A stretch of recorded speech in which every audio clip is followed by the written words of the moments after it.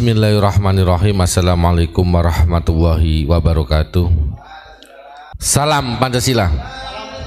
Harus selalu semangat ini untuk menyampaikan kebenaran, karena memang dampak sistemik daripada syiar Abuya Muhammad Ghufran Al-Bandani yang istiqomah setiap hari ini sangat luar biasa. Tidak hanya Indonesia tapi seluruh dunia menonton channel Ponpes Unik Nusantara. Itu karena memang pada saat ini Abuya Muhammad Ghufran Al-Bandani ini lagi trending topik. Jadi di mana-mana akan selalu membicarakan, entah terlepas pro dan kontra. Jadi sesuai dengan ayat tadi malam, ayat 12 ya, surat Al-Kahfi. Jadi intinya itu kalau orang Jawa ya pokok-pokokan. Pokok-pokokan golek beneri dewi.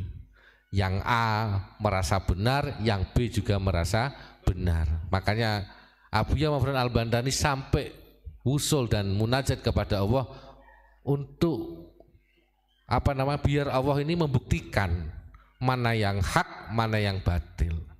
Dan ini hanya tinggal menunggu waktu, santai saja, karena semua ini dunia dan seisinya adalah miliknya Allah Subhanahu wa Ta'ala.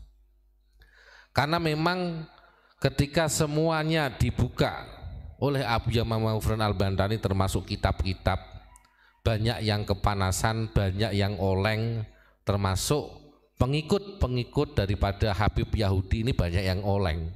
Kenapa saya mengatakan oleng? Loh, ini yang disampaikan seperti ini kok, ini seperti itu. Nah, inilah karena memang pada saat ini sudah begitu ngawur dan merusak tatanan yang ada di Nusantara ini, yang sudah ditata oleh Wali Songo. Kemarin saya dengan tegas menyampaikan ada oknum kiai yang sampai memusrikan acara kupatan syawalan sedekah laut. Ini kan bahaya. Padahal acara kupatan atau syawalan ini itu adalah penggagasnya Wali Songo, terkhusus Eyang Sunan Kalijogo. Atau kalau di Demak bahasanya larungan ya. Karena memang setiap daerah beda bahasa tapi intinya sama. Nah, disitulah kerusakan yang dibuat oleh golongan Ba'alawi memakai tangan pribumi atau kiai-kiai untuk diadu domba. Mereka sangat licik sekali. Padahal doktrin mereka sudah sesat. Sangat jelas sekali, banyak video-video yang sudah beredar dan sekarang banyak yang mengupload. Termasuk melaknat Banser, melaknat Ansor, bahkan termasuk melarang dan mengharamkan sholawat Badar. Itu kan ada videonya, namanya Alwi Asegaf. Kenapa? Pertanyaan saya, kiai-kiai yang jelas ini sudah meresahkan dan menghancurkan, ingin menghancurkan Indonesia, kiai-kiai diam semua. Ini pada saat ini saatnya bangkit untuk melawan ketidakadilan, untuk melawan golongan mereka Ba'alawi Yahudi yang jelas-jelas ingin menghancurkan Indonesia. Mereka membela diri, mengaku-ngaku cucu Nabi, tetapi tujuan mereka adalah yang jelas ingin menghancurkan bangsa Indonesia ini. Karena penjajah itu banyak motif, termasuk dengan cara politik agama. Kalau saya mengatakan, kenapa saya mengatakan penjajah dari golongan Habib Yahudi ini ya, kita harus paham, ciri-ciri penjajah adalah mengaburkan sejarah, yang kedua menghilangkan sejarah, yang ketiga membunuh pelaku sejarah entah secara fisik ataupun non fisik. Mengaburkan sejarah, contoh sudah jelas terang-terangan di makamnya Eyang Sunan Ampel. Nisan itu adalah bukti arkeolog di mana masa Sunan Ampel bisa diteliti oleh kaum arkeolog atau yang ahli arkeolog. Untuk menutupi sejarah Eyang Sunan Ampel untuk masa depan atau masa yang akan datang, Lutfi bin Yahya merubah makam Eyang Sunan Ampel dengan bangunan marmer, atau intinya dirubah jenis makamnya. Ini adalah jelas mengaburkan sejarah. Dan tidak hanya Eyang Sunan Ampel, tapi banyak sekali yang sudah dirubah golongan mereka. Kemudian yang kedua, menghilangkan bukti sejarah. Kenapa mereka mendatangi pondok-pondok pesantren termasuk keluarga atau dzurriyyah Wali Songo dan kerajaan? Mereka tujuannya adalah mencari dokumen sesuai dengan daunnya Abiya Mamang Fron Al-Bantani. Ketika mereka mendapatkan dokumen, pasti mereka akan merubah sejarah. Contohnya, salah satu contohnya, kemarin kita waktu di Purbalingga ketemu cucunya Syekh Nahrawi, dan beliau cerita dengan tegas bahwasanya ketika manakibnya Syekh Nahrawi diajukan kepada Lutfi bin Yahya, katanya direvisi. Bayangkan, ini jelas tidak pengaburan sejarah dan menghilangkan sejarah yang asli.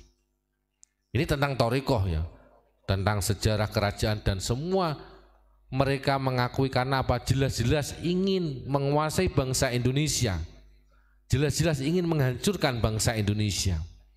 Kalau mungkin dari golongan mereka ada yang membela, saya ingin bertanya, katanya mereka cinta NKRI, katanya.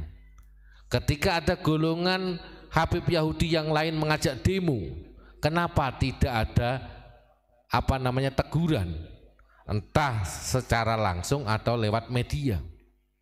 Berarti di sini kita bisa membaca, kita bisa menganalisa bahwasanya mereka kong kali kong alias bekerja sama. Contoh lagi tentang solawatan, mereka mengatasnamakan solawatan. Tetapi di tengah solawatan itu termasuk yang namanya Syekh Assegaf Solo ini, dia memasukkan doktrin bahwasanya Rizik adalah guru NU, Taufik Assegaf adalah guru NU. Ini adalah penyesatan, padahal mereka bukan orang NU dan mereka akidahnya Wahabi. Kenapa saya mengatakan Wahabi? Ciri-ciri Wahabi adalah menghalalkan segala cara, menghalalkan harta bahkan darahnya.